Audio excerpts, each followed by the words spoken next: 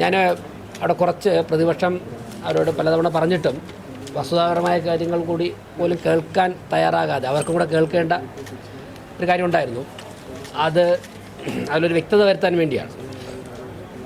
അതായത് ഇപ്പോൾ വാഴോട്ടുവണം ward council Sugathan Viyyur ജയിലിൽ നിന്ന് സംസ്ഥാന സർക്കാരിന് അദ്ദേഹത്തിന് പോലീസ് പരോളിൽ പോലീസ് പ്രൊട്ടക്ഷനോടുകൂടി കൗൺസിലിൽ ഹാജരാകാനുള്ള ഒരു അനുമതി ചോദിച്ചിരുന്നു. നിയമത്തിൽ ചോദിക്കാം, കാപ്പ ആക്ട് അനുസരിച്ച് അദ്ദേഹത്തിന് ചോദിക്കാം. ഈ കൗൺസിൽ കൂടി ഹാജരായില്ലെങ്കിൽ അദ്ദേഹത്തിൻ്റെ കൗൺസിലർ സ്ഥാനം നഷ്ടപ്പെടും എന്ന ആശങ്കയും അദ്ദേഹം അതിൽ പ്രകടിപ്പിച്ചിരുന്നു. ആ സമയത്ത് അദ്ദേഹത്തിന് കൗൺസിലിൽ ഹാജരാകാൻ വേണ്ടി പ്രൊട്ടക്ഷൻ കൊടുക്കുന്ന ആവശ്യം സംസ്ഥാന സർക്കാർ നിരസിച്ചു. അതേ സർക്കുലറിൽ തന്നെ അദ്ദേഹം ജയിലിലായ കിടക്കുന്ന കാലയളവിൽ കൗൺസിലിൽ ഹാജരാകുന്നതിൽ നിന്നും ഒഴിവാക്കി കൊടുക്കണം എന്ന് പറഞ്ഞ് അപേക്ഷ കൊടുക്കാവുന്നതാണെന്നും ആ അപേക്ഷ കൗൺസിൽ വോട്ടിനിട്ട് പാസാക്കുന്ന പക്ഷം അദ്ദേഹത്തിൻ്റെ കൗൺസിലർ സ്ഥാനം സുരക്ഷിതമായിരിക്കും എന്നുള്ള മറുപടിയാണ് സംസ്ഥാന സർക്കാരിൻ്റെ ആഭ്യന്തര വകുപ്പ് കൊടുത്തത്. 20/7/2026 ആ സർക്കുലർ സംസ്ഥാന സർക്കാരിൻ്റെ ആഭ്യന്തര വകുപ്പ് പുറപ്പെടുവിച്ചിരിക്കുന്നത്. ആ ഉത്തരവിൻ്റെ വെളിച്ചത്തിലും മുനിസിപ്പൽ ആക്ട്, കേരള മുനിസിപ്പാലിറ്റി നിയമവും ചട്ടങ്ങളും, അതിൽ 91K സെക്ഷൻ 91K ആ ചട്ടത്തിൻ്റെ പിൻബലത്തിലുമാണ് വാഴോട്ടുവണം വാർഡ് കൗൺസിലർ സുഗതൻ സമർപ്പിച്ച അദ്ദേഹത്തിൻ്റെ അപേക്ഷ ഇന്നത്തെ കൗൺസിൽ യോഗം പാസാക്കിയത്. അപേക്ഷ അവതരിപ്പിച്ചപ്പോൾ അതിൽ ഭരണപക്ഷത്തെ കൗൺസിലർമാരും പൗണ്ട് കടവ് വാർഡ് കൗൺസിലർ സുധീഷും സുഗതൻ്റെ അപേക്ഷയെ പിന്തുണച്ചു. മേയറുടെ കാസ്റ്റിംഗ് വോട്ട് ഉൾപ്പെടെ രേഖപ്പെടുത്തിയപ്പോൾ 51 പേർ സുഗതൻ്റെ അപേക്ഷയെ പിന്തുണച്ചിട്ടുണ്ട്. 101 അംഗ കൗൺസിൽ 51 പേർ പിന്തുണച്ചിട്ടുണ്ട്. അപ്പോൾ ആ ഭൂരിപക്ഷത്തിലാണ് ആ അപേക്ഷ അംഗീകരിച്ചിട്ടുള്ളത്. അതിൻ്റെ വെളിച്ചത്തിൽ 6 മാസത്തേക്ക് അദ്ദേഹത്തിന് ഇപ്പോൾ കൗൺസിൽ അനുമതി നൽകിയിട്ടുണ്ട്.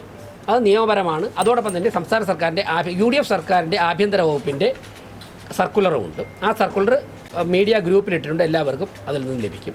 ഈ സർക്കുലറോടെ 2 തവണ വായിച്ചു. പക്ഷേ ദൗർഭാഗ്യവശാൽ നമ്മുടെ പ്രതിപക്ഷാംഗങ്ങൾ അത് വ്യക്തമായിട്ട് കേട്ടിട്ടുണ്ടോ എന്ന് എനിക്കറിയില്ല. ആവശ്യമാണെന്നുണ്ടെങ്കിൽ കൗൺസിലർമാരുടെ ഗ്രൂപ്പിൽ സർക്കുലർ ഇട്ടിട്ടുണ്ട്.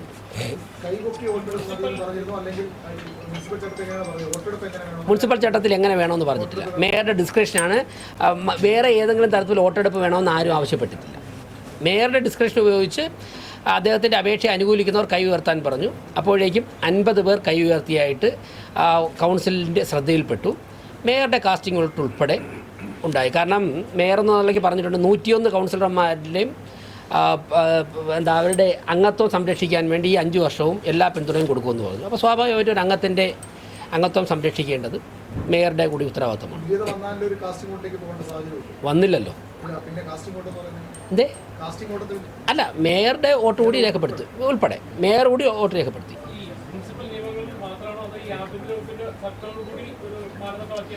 അല്ല, മുനിസിപ്പൽ ആക്ടിൻ്റെ ബലത്തിലാണ് എല്ലാം ചെയ്യുന്നത്. സംസ്ഥാന സർക്കാരിൻ്റെ സർക്കുലർ അതിനൊരു പിൻബലമായിട്ടുണ്ട്. കാര്യം ഗവൺമെൻറ് തന്നെയാണ് പറഞ്ഞിരിക്കുന്നത്, നിങ്ങളിങ്ങനെ ഒരു അപേക്ഷ കൊടുത്താൽ താങ്കളുടെ കൗൺസിലർ സ്ഥാനം സുരക്ഷിതമായിരിക്കുന്നു എന്നാണ് ലാസ്റ്റ് ലൈൻ. സുരക്ഷിതമായിരിക്കുന്നു, താങ്കൾ അയോഗ്യനാക്കപ്പെടുകയില്ല. അപ്പോൾ പിന്നെ സംസ്ഥാന സർക്കാർ സർക്കുലറാണ്. അദ്ദേഹത്തിനടുത്ത് മറുപടിയായിട്ട് എടുക്കാം. ഒരു സർക്കുലറാണ്, അദ്ദേഹത്തിന് കൊടുത്ത മറുപടിയാണ്. മറുപടിയിൽ പറഞ്ഞിട്ടുള്ളത് ഇങ്ങനെയാണ്. അദ്ദേഹത്തിൻ്റെ ഈ കേസിൽ ജയിലിൽ നിന്ന് പുറത്തിറങ്ങുന്നത് വരെയോ അല്ലെങ്കിൽ 6 മാസത്തേക്കോ അദ്ദേഹത്തിന് ഹാജരാവാൻ സാധിക്കില്ല. അതിനുള്ള അനുവാദം നൽകണം എന്നുള്ളത്. എന്തേ? അത് അദ്ദേഹം എഴുതി വിയ്യൂർ ജയിൽ സൂപ്രണ്ടിന് കൊടുക്കുകയും വിയ്യൂർ ജയിൽ സൂപ്രണ്ട് പ്രോപ്പർ ചാനലിലൂടെ ജയിലിലെ രജിസ്റ്റർ രേഖപ്പെടുത്തി തിരുവനന്തപുരം കോർപ്പറേഷനിൽ തപാലിൽ അയച്ചു. തിരുവനന്തപുരം കോർപ്പറേഷൻ അതിനെ തപാലിൽ രേഖപ്പെടുത്തി സ്വീകരിച്ചാണ് മേയർക്ക് ഇന്ന് കൈമാറിയത്. അതോടൊപ്പം തന്നെ അദ്ദേഹത്തിന് ലഭിച്ച വിയ്യൂർ ജയിലിൽ ലഭിച്ച കത്തും ഇവിടെ എത്തിച്ചിട്ടുണ്ട്. അല്ല, ഇത് അവതരിപ്പിച്ചപ്പോൾ അദ്ദേഹം അതിനെ പിന്തുണച്ചതാണ് ഞങ്ങൾ കണ്ടത്. അത് അദ്ദേഹം കൈ ഉയർത്തി പിന്തുണച്ചു. അദ്ദേഹത്തിന് പിന്തുണച്ചു എന്ന് കൗൺസിൽ ആവർത്തിച്ച് പറഞ്ഞപ്പോഴും അദ്ദേഹം കൈ ഉയർത്തി തന്നെ പിന്തുണയ്ക്കുകയായിരുന്നു. അതുകൊണ്ടാണ്. ബാക്കി എന്താണ് എന്ന് അദ്ദേഹത്തോടും ചോദിക്കും. അത് അദ്ദേഹത്തിന്, എൻ്റെ അഭിപ്രായം അദ്ദേഹം തന്നെയാണ് പറയുന്നത്. മേയർ എന്നുള്ള നിലയ്ക്ക് ഡയസിൽ ഇരുന്നപ്പോഴേക്കും അദ്ദേഹം സുഗതൻ്റെ അപേക്ഷ പിന്തുണയ്ക്കുന്നതായിട്ട് കൈ ഉയർത്തി. അത് കണ്ടിട്ടാണ് അതുകൂടെ എണ്ണിക്കൂട്ടിയത്. ബാക്കി കാര്യങ്ങൾ അദ്ദേഹത്തോട് ചോദിക്കും. അങ്ങനെയാണെങ്കിൽ ശ്രീകുമാർ എന്ന CPM കൗൺസിൽ വരാത്തതും അതുകൊണ്ടാണോ? ആരാ ചോദിച്ചത്? ആ, ഉണ്ടാവും. മാത്രമല്ല, ഞാൻ ചോദിക്കട്ടെ, ഒരു സ്വതന്ത്രനായിട്ട് ജയിച്ച ഒരു കൗൺസിലർ അദ്ദേഹത്തെ അങ്ങനെയൊക്കെ വഴങ്ങുന്ന ആളാണെന്ന് അങ്ങനെ പറയുന്നത് ദീപകിന് എന്താ സംഭവിച്ചത്? മുമ്പൊന്നും ഈ പ്രശ്നമില്ലായിരുന്നു ദീപകിന്. ഇങ്ങനെ കുറച്ചുകൂടെ ഒരാളിനെ അദ്ദേഹം ഇങ്ങനെ വാങ്ങിക്കൊണ്ടൊക്കെ മാറുമെന്ന് അധിക്ഷേപിക്കുന്നത് ശരിയാണോ? അല്ല, അതല്ല പറയേണ്ടത്. അവരുടെ ഭാഗത്തുനിന്ന് ഒരു കൗൺസിലർ വന്നില്ല, അപേക്ഷ ഒന്നും പറഞ്ഞില്ല. അതെന്തു പറ്റും?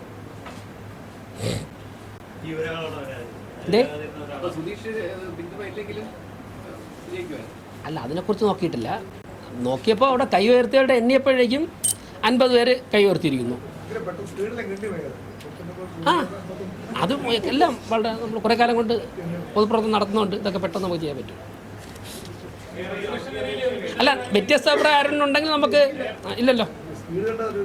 എന്ത് അത് വളരെ ഭരണത്തിന് വേറെ തടസ്സവും സ്തംഭനമൊന്നും ഉണ്ടാകാൻ പാടില്ല. അതുകൊണ്ട് വളരെ പെട്ടെന്ന്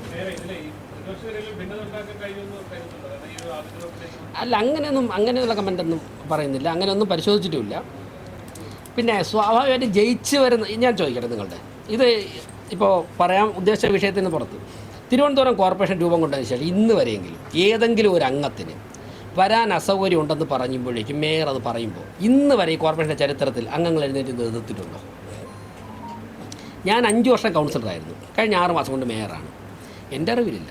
ഇദ്ദേഹം 20-25 കൊല്ലം കൊണ്ട് കൗൺസിലറാണ്. അദ്ദേഹം 15 കൊല്ലം കൊണ്ട് കൗൺസിലറാണ്. ഈ ഇരിക്കുന്ന എല്ലാവരും, ഞാനും രാധാകൃഷ്ണൻ ഇതിൽ ആദ്യത്തെ ടേബിൾ വരുന്നു. ബാക്കി ഏറെക്കുറെ സജി ഗിരിയൊക്കെ ഏകദേശം 8 കൊല്ലം കൊണ്ട് കൗൺസിലറാണ്. ഇന്ന് വരെ തിരുവനന്തപുരം കോർപ്പറേഷൻ്റെ ചരിത്രത്തിൽ ജയിച്ചു വന്ന ഒരാളിന് വ്യക്തിപരമായ അസൗകര്യം കൊണ്ട് വരില്ല എന്ന് പറയുമ്പോൾ അല്ല, അയാൾ വരാതിരുന്നാൽ എന്താ അതിന് അനുവദിക്കാൻ ഒക്കില്ല എന്ന് ആരും പറഞ്ഞിട്ടില്ല. ആ കീഴ്വഴക്കത്തിന് LDF തുടക്കം കുറിച്ചിരിക്കുകയാണ്. ഇനിയിപ്പോൾ ഏതെങ്കിലും ഒരു അംഗം സുഖമില്ലാടക്കി വേറെ എന്തെങ്കിലും ആവശ്യം കൊണ്ട് പറയുമ്പോഴേക്കും അപ്പുറത്ത് 50 പേര് എഴുന്നേറ്റ് നിന്നിട്ട് അനുവദിക്കാൻ പറ്റില്ലെന്ന് പറഞ്ഞാൽ ഒരു ക്രിമിനൽ കേസിൽ പ്രതിയായിട്ട് കാപ്പ കേസ് ചുമത്തി ജയിലിൽ കിടക്കുന്ന വ്യക്തിക്ക് വേണ്ടി പറഞ്ഞതാണ്. ജനാധിപത്യ സംവിധാനത്തില് ഓരോ വ്യക്തികളെ തെരഞ്ഞെടുപ്പിന് പോലും ക്രിമിനൽ കേസിൽ ഉണ്ടോ ഇല്ലയോ എന്നൊക്കെ പരിശോധിച്ചിട്ടായിരിക്കുമല്ലോ നമ്മൾ നോമിനേഷൻ പോലും കൊടുക്കുമ്പോൾ സൂക്ഷ്മ പരിശോധന ചെയ്യുക. അപ്പൊ ഇത് വളരെ സ്വാഭാവികമായിട്ട് പറയാൻ കഴിയുന്നതാണോ? ഈ അസുഖം ബാധിതരായി അവധി ചോദിക്കുന്നവരുമായിട്ട് കമ്പയർ ചെയ്യാൻ പറ്റുമോ? നിങ്ങൾ അങ്ങനെ സ്വാഭാവികമായിട്ട് കാണണ്ട. അല്ല, വളരെ സ്വാഭാവികമായി മേയർ പറയുന്നു. അതുകൊണ്ട് അല്ല, അങ്ങ് സ്വാഭാവികമായിട്ട് കാണേണ്ടത്. ഞാൻ മേയറല്ല, സംസ്ഥാന സർക്കാരിന്റെ സർക്കുലറും കൂടെ ഉണ്ടല്ലോ. അല്ല, ഇത് സ്വാഭാവികമായി കമ്പയർ ചെയ്യുമ്പോഴേ നമ്മൾ ഞാൻ പറയുന്ന അങ്ങ് അങ്ങനെ കമ്പയർ ചെയ്തോളൂ. അങ്ങയുടെ പെർസ്പെക്റ്റീവിൽ ഇന്റർപ്രറ്റ് ചെയ്തോളൂ. ഈ അവധി അപേക്ഷയിൽ നിങ്ങൾക്ക് എന്തെങ്കിലും സംശയങ്ങൾ ഉണ്ടായിരുന്നെങ്കിൽ അതെല്ലാം തീർത്തത് ആഭ്യന്തര വകുപ്പിന്റെ സർക്കുലറാണ്. എങ്ങനെ പാസ്സാക്കി എടുക്കുക എന്ന് വരെ പറയുന്നു. നിങ്ങൾക്ക് എന്തെങ്കിലും സംശയം അവധി അപേക്ഷയിൽ ഉണ്ടായിരുന്നെങ്കിൽ അതെല്ലാം തീർത്തത് ഈ ആഭ്യന്തര വകുപ്പിന്റെ സർക്കുലറാണ്. ഞങ്ങൾ ഡിപ്പെൻഡ് ചെയ്യുന്ന മുനിസിപ്പൽ ആക്ടിനെയാണ്. 91K section 91K municipal act, ഇതാണ് ഞങ്ങൾ ഡിപ്പെൻഡ് ചെയ്യുന്നത്.